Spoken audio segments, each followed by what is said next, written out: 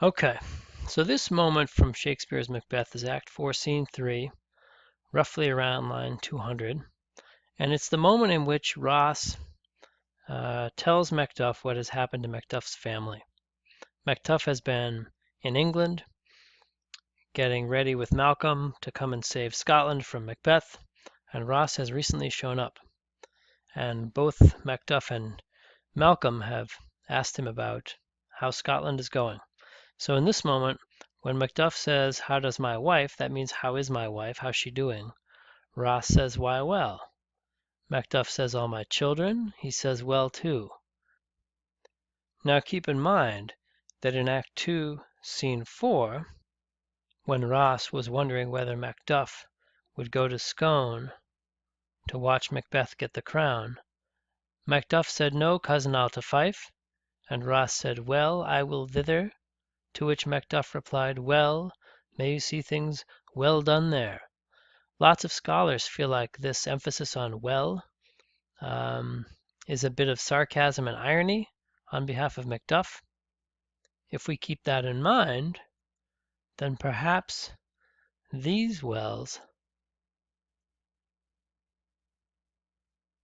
carry on with the same sarcasm and irony, because surely Ross knows that Macduff's family is dead. A page or two later after this moment, he says as much.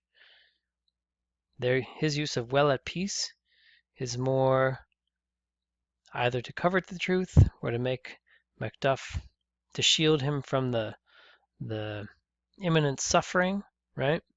But Ross and Macduff again parrying around the word "well" when really the truth is otherwise.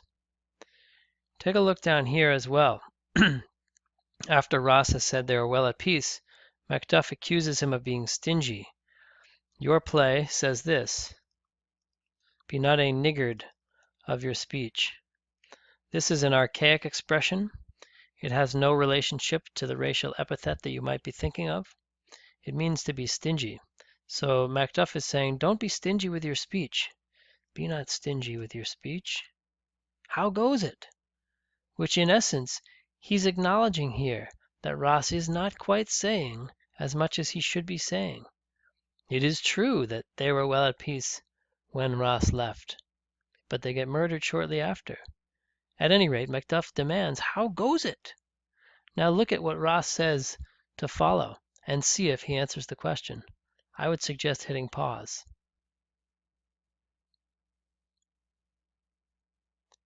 When he says your eye in Scotland would create soldiers, is he in fact talking to Macduff? Down here it looks like perhaps no. Down here it looks like he's talking to Malcolm. So apparently Ross here has turned his back on Macduff when Macduff has begged for more and has started talking to Malcolm. Not surprising if he feels guilty about what's happened to Macduff's wife.